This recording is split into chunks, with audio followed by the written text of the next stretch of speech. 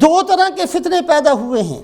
ایک فتنہ جس نے کہا اصل اندر ہے، اندر ٹھیک ہونا چاہیے، اور دوسرا فرقہ جس نے کہا کہ نہیں، ظاہری بھی ہے لیکن ظاہر ہمیشہ نہیں ہے، ظاہر پر عمل کرتے کرتے ایک مقام ایسا آ جاتا ہے جس پر پہنچ کر ظاہری احکامات ختم ہو جاتے ہیں. دونوں شیطان کے حربے ہیں، دونوں گمراہ فرقے ہیں.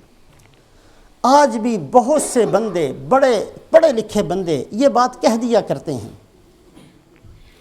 کہ جی ٹھیک ہے جی، نماز تو میں نہیں پڑھتا، ٹھیک ہے جی، روزے بھی مجھ سے نہیں رکھے جاتے، ٹھیک ہے جی، داڑھی تو میں نے نہیں رکھی ہوئی، ٹھیک ہے جی، لباس تو مجھ سے نہیں یہ شریعت والا پہنا جاتا، لیکن میرا دل بڑا صاف ہے، میرا دل بڑا صاف ہے. ایک بندہ نہیں، بہت سے بندے میں نے خود اپنے کانوں سے سنا، جی ٹھیک ہے یہ ظاہر پر ہم سے عمل نہیں ہوتا، دل میرا بڑا صاف ہے. یا تو یہ لفظ کہنے والوں کی نیت یہ ہوتی ہے کہ جو ظاہر پر عمل کر رہے ہیں ان کا دل صاف نہیں ہے، میرا دل صاف ہے. اگر تو یہ نیت ہے تو یاد رکھیں یہ بہتان باندھ رہے ہیں ان بندوں پر بغیر کسی دلیل کے، بغیر کسی ثبوت کے، جس کا اللہ نے، اللہ کے رسول نے، شریعت نے ان کو کوئی حق نہیں دیا. اور اگر ان کی نیت یہ ہے کہ جی ٹھیک ہے ظاہر تو میرا ایسا ہی ہے جیسے آپ دیکھ رہے ہو، نماز بھی میں نہیں پڑھتا، روزے بھی مجھ سے رہ جاتے ہیں، حج بھی میں نے نہیں کیا، میرے پاس ظاہری طور پر کچھ بھی نہیں ہے، میرا دل بڑا صاف ہے، میں اندر سے بڑا اعلیٰ قسم کا آدمی ہوں. اگر اس کہنے کی نیت یہ ہے کہ ظاہر کے لیے جو احکامات تھے اس کی ضرورت نہیں ہے تو یہ بندہ اسلام سے نکل چکا. اس نے انکار کیا ہے اللہ کے نبی کی زندگی کا. اللہ کے نبی صلی اللہ علیہ وسلم جس نماز کو لے کر آئے، جس روزے کو لے کر آئے، جس لباس کا حکم دیا، جس شکل و صورت کو لے کر آئے، جس کے بارے میں حکم دیا میری جیسی شکل و صورت بناؤ، یہ بے حیا اس سب کا انکار کرتا ہے. یہ کفر کے اندر داخل ہو چکا. اگر یہ نیت تھی کہ میرا اندر بڑا صاف ہے اور جس کے اندر ظاہر ہے اس کا اندر صاف نہیں، یہ بہتان باندھنے والا بنا. اگر نیت یہ تھی کہ ظاہر کی ضرورت نہیں ہے، یہ بندہ اسلام سے، دائرہ اسلام سے نکل چکا. اور اگر اس بندے کی نیت یہ تھی کہ ظاہر ٹھیک کرنا یہ بھی کوئی بڑی بات ہے، معمولی چیز ہے، وہ کوئی بات نہیں جی، کیا ہوا، نماز نہیں پڑھی تو کیا ہو گیا، روزہ نہ رکھا تو کیا ہو گیا، حج نہیں کیا تو کیا ہو گیا، کچھ نہیں ہوتا، اصل تو اندر ٹھیک ہونا ہے. اگر اس کی نیت استخفاف کی ہے، استخفاف کہتے ہیں شریعت کے کسی مسئلے کو، کسی حکم کو ہلکا سمجھنا. اگر اس بے حیا کی نیت استخفاف کی ہے، دین کے کسی مسئلے کو ہلکا سمجھتا ہے، تو اس بات کو سامنے رکھے کہ یہ وہ بری عادت ہے جس کی وجہ سے مرتے وقت اللہ کلمہ نصیب نہیں فرمایا کرتے، ایمان سلب ہو جایا کرتا ہے. عبد الملک ابن مروان بنو امیہ کا بہت بڑا بادشاہ تھا. بادشاہوں کی عادت ہوتی ہے، بہت سی بری عادتیں بادشاہوں میں یا ہر مالدار کے اندر آ جایا کرتی ہیں. ایک یہ بھی ہوتا ہے کہ بھی چلو وقت گزارنے کے لیے نا لطیفے، قصے، کہانیاں یہ سنائے جائیں. بادشاہ اس زمانے کے اندر قصہ گور رکھا کرتے تھے، پیسے دے کر رکھا کرتے تھے، جن کا کام یہ ہوتا ہے ادھر ادھر کی واہی تباہی، فضولیات ہنسانے کے لیے پتہ نہیں کون کون سے. جیسے آج کل بھی امت مسلمہ نے یہ وتیرہ اختیار کیا ہے، پتہ نہیں ہمارے پاس اتنا وقت فارغ ہو گیا کہ ہمارے پاس گھنٹوں موجود ہیں بے حیائی کو دیکھنے کے لیے. ہمارے پاس بہت پیسہ ہے فضولیات، مراسیوں کے پروگرام دیکھنے کے لیے بہت امت کے پاس پیسہ ہے، یتیم کو دینے کے لیے نہیں ہے، کسی مسکین، کسی بیوہ کو دینے کے لیے ہمارے پاس 2 پیسے بھی نہیں. ہم پتہ نہیں کہاں جانا چاہتے ہیں، بہت وقت ہے، نماز پڑھنے کے لیے ٹائم نہیں ہے، ڈرامہ دیکھنے کے لیے ٹائم موجود. بادشاہوں کی یہ عادت تھی کہ وہ بھی قصہ گو تنخواہ دے کر اپنے درباروں میں رکھا کرتے تھے. قصہ گو کا مطلب ایسے ہی قصے سنانے کے لیے. عبد الملک ابن مروان کا دربار لگا ہوا تھا، بہت سارے قصے کہانے سنانے والے سنا رہے ہیں اور کہے لگ رہے ہیں، کوئی دانت نکالتا ہے، کوئی ایسی مجلس لگی ہوئی تھی.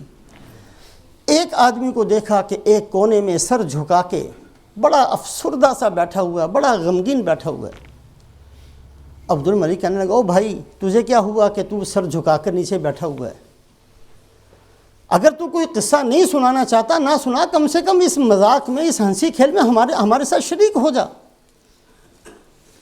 تو جب اس کو مجبور کیا، اس نے کہا جی اصل میں بات یہ ہے کہ میں ایک کفن چور ہوں،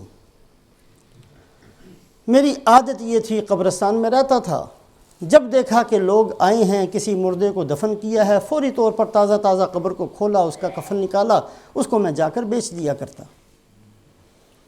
کفن چور ہوں، میں نے ایک قبر کو کھودا، ابھی اس کو دفن کر کے لوگ گئے ہی تھے، میں نے کھودا تاکہ اس کا کفن میں کھینچ سکوں، میں نے دیکھا کہ اس آدمی کی شکل مسخ کر دی گئی اور سور کی شکل اس کی بنا دی گئی۔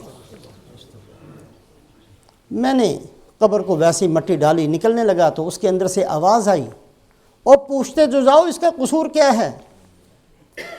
تو میں نے کہا نہیں میں نے نہیں پوچھنا، اس لیے کہ پوچھے تو وہ جو نیک آدمی ہو، میں تو خود ایسا ہی ہوں، اس کا ایک ہوگا، میرے پتہ نہیں کتنے ہیں، میں نے نہیں پوچھنا کچھ بھی۔ لیکن اس کو دیکھنے کے باوجود میں نے اپنا کام نہیں چھوڑا، پھر بھی میں کفن چوری کرتا رہا۔ پھر میں نے ایک دفعہ ایک اور قبر کو کھودا، اس کے اندر آگ کی میخیں اس مردے کے اندر گڑی ہوئی تھیں۔ میں نے جلدی سے مٹی ڈالی، نکلنے لگا، آواز آئی، وہ پوچھو تو صحیح کہ اس کا گناہ کیا تھا؟ میں نے کہا نہیں میں نے نہیں پوچھنا، اس لیے کہ میں کون سا کوئی نیک آدمی ہوں، میں خود ایسے ہی آدمی ہوں، میں نے نہیں پوچھنا اس کا گناہ کیا تھا، ہوگا کوئی۔ تو قبر سے آواز آئی، اس کا گناہ یہ تھا کہ لوگوں کے پیسے بڑے دباتا ہوتا تھا، جدھر سے موقع ملا کسی کے پیسے دبا لیے، کسی کا قرضہ لے کر واپس نہیں کیا، دوسروں کے حقوق کو دبانا اس کی عادت تھی۔ ایک اور میں نے قبر کو کھودا، اس کے اندر سے میں نے دیکھا کہ فرشتے مار رہے ہیں اور وہ چیختا اور چلاتا ہے۔ پھر میں نکل کر وہاں سے بھاگنے لگا، پھر اس کے اندر سے آواز ہے، وہ پوچھتے تو جاؤ کہ اس کا گناہ کیا تھا؟ میں نے کہا میں نے نہیں پوچھنا۔ یہ 3 قبریں دیکھیں اور ان کو دیکھنے کے باوجود نہ میں نے توبہ کی، نہ میں نے اپنا گناہ چھوڑا۔ چوتھی قبر میں نے کھودی، میں نے جو دیکھا تو اس بندے کا چہرہ قبلے سے پھیر دیا گیا، بظاہر کوئی سزا نہیں اس کو مل رہی، چہرہ پھیر دیا گیا ہے۔ کہا میں تو وہیں بیٹھ گیا، اس لیے کہ اب تک تو میرے دماغ میں یہ تھا اللہ بڑے غفور الرحیم ہے، بخش دیں گے، کوئی بات نہیں، کبھی نہ کبھی تو جنت میں چلے ہی جائیں گے۔ جیسے آج بھی ہم کسی گناہ کو چھوڑنے کے لیے آمادہ نہیں، ہمارے ہر ایک کے دماغ میں یہ گھسا ہوا ہے اللہ غفور الرحیم، اللہ غفور الرحیم۔ یہ اللہ غفور الرحیم یہ ابھی آیت نہیں اتری ہے، یہ صحابہ کے زمانے میں بھی اتر چکی تھی۔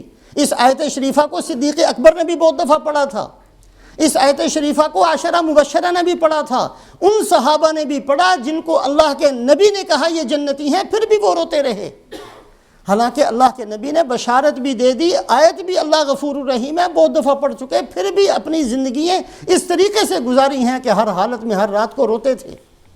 پتہ نہیں ہم نے اس کا کیا مطلب سمجھ لیا کہ جو چاہے اللہ کی نافرمانی کرتے چلے جاؤ، جتنا چاہے دین کو دھکے دے کر گھر سے نکالتے چلے جاؤ، پھر بھی جنت ہماری پکی ہے، جتنا چاہے نبی کی سنتوں کا جنازہ نکالتے چلے جاؤ، پھر بھی ہم جنت کے ٹھیکیدار ہیں۔ پتہ نہیں ہم نے کس مفسر نے یہ تفسیر بتا دی ہے کہ اللہ غفور الرحیم کا مطلب یہ ہے کہ ساری بے حیائیاں اور ساری بے دینیاں پھر بھی تمہیں جنت مل جائے گی، پتہ نہیں کس نے بتا دیا یہ مطلب۔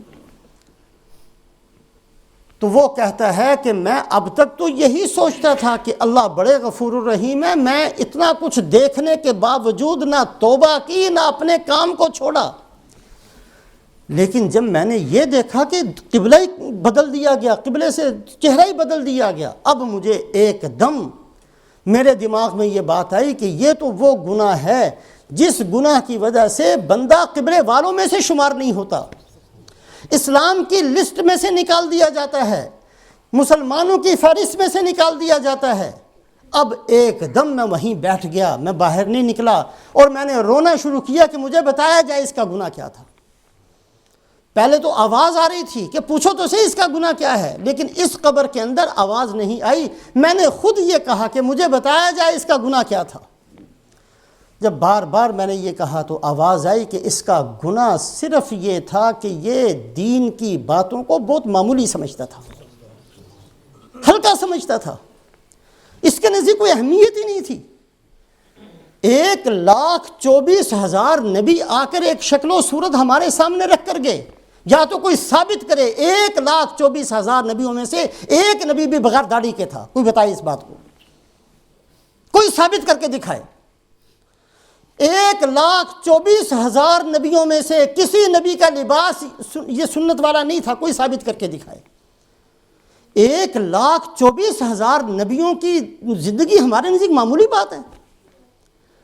من تشبہ بقوم فہو منہم، یہ اللہ کے نبی کی حدیث ہے، اور اس کو تمام محدثین کتاب اللباس کے اندر لکھتے ہیں۔ کتاب اللباس، اللہ کے نبی کے لباس کی سنتیں اور احکامات، اس کے اندر اس حدیث کو لکھتے ہیں کہ جو آدمی جس قوم کی مشابہت اختیار کرے گا اللہ اسی میں سے اس کا حشر کر دیں گے۔ میرے محترم بزرگوں اور دوستو، اگر آج جیسے ہم یہ کہہ دیتے ہیں اور بہت سے بندے جی ٹھیک ہے میرا اندر بڑا ٹھیک ہے، جی میرا اندر بڑا صاف ہے، اول تو یہ دعویٰ پتہ نہیں کہاں تک ٹھیک ہے، کتنا صاف ہے، اس کا فیصلہ میں نے آپ نے نہیں کرنا ہے، تو اللہ نے کرنا ہے۔ اگر اس کی نیت یہ ہے کہ جو نماز روزہ کرتے ہیں وہ ان سے میں بہتر ہوں اور ان کا اندر صاف نہیں، یہ بہتان ہے۔ اگر ان کا کہنے کا مقصد یہ ہے کہ اس کی ضرورت نہیں ہے، یہ خام خواہ اللہ کے نبی نے احکامات دیے، یہ کفر ہے، اور اگر اس کے کہنے کا مقصد اس کو ہلکا سمجھنا ہے تو یہ سلب ایمان کا خطرہ ہے، ایمان سلب ہو جائے اس کا خطرہ ہے۔ میرے محترم بزرگوں اور دوستو، بہت بڑی نعمت اللہ نے بغیر محنت کے ہمیں دے دی ہے، مسلمان بنا دیا، اللہ کا شکر ادا کریں۔ اس ایمان کی قدر و قیمت اس دن پتہ چلے گی جس دن مسلمان جو ایمان کے ساتھ تھے لیکن گناہوں کی کثرت کی وجہ سے جہنم میں پھینک دیے جائیں گے، اور ایک وقت آئے گا کہ جہنم کے کافر ان کو تانا دیں گے۔ بڑے مسلمان بنے پھرتے تھے، ہم تو پکے پکے کافر تھے، ہم نے تو اللہ رسول کو مانا نہیں، تم اللہ رسول کو ماننے والے تھے، تم بھی یہاں پہنچ گئے، ہم بھی یہاں پہنچ گئے۔ کیا فائدہ ہوا تمہارا کلمہ پڑھنے کا؟ کیا فائدہ ہوا تمہارا یہ اعلان کرنے کا کہ ہم مسلمان ہیں؟ اس دن اللہ پاک کی رحمت کو جوش آئے گا، اور اللہ پاک فرمائیں گے ہر اس آدمی کو جہنم سے نکال کر جنت میں پہنچا دیا جائے جس کے دل کے اندر ایمان کے ذرے سے بھی کم، اس سے بھی کم، اس سے بھی کم، اس سے بھی کم ایمان موجود ہے، اس کو بھی نکال لیا جائے۔ اس دن پتہ چلے گا کہ ایمان ساتھ لے جانا کتنی بڑی دولت کا ساتھ لے جانا ہے۔ اللہ نے جو دولت دے دی ہے بغیر محنت کے دے دی، مسلمانوں کے گھروں میں پیدا کر دیا، قدر کرنی چاہیے اس کی۔ اللہ پاک نے فضل فرما کر رسول پاک علیہ السلام کا امتی بنا دیا، آپ کی شفاعت میں حصہ مل جائے یہ ہماری ضرورت ہے۔ ایمان کے ساتھ دنیا سے چلے جائیں ہماری زندگی کا بہت بڑا مسئلہ ہے۔ اگر کوئی بھوکا مر گیا تو وہ جہنم میں نہیں جائے گا، اگر کسی کو مکان ساری زندگی نہ ملا اس کی وہ ناکام نہیں ہوگا، اگر ایک آدمی ساری زندگی کنگال رہا اور مر گیا اس کی پکڑ نہیں ہوگی، لیکن اگر کوئی بندہ بغیر ایمان کے دنیا سے چلا گیا سیدھا جہنم میں جائے گا۔ ایمان بہت بڑی نعمت ہے، اس کی حفاظت بہت ضروری ہے۔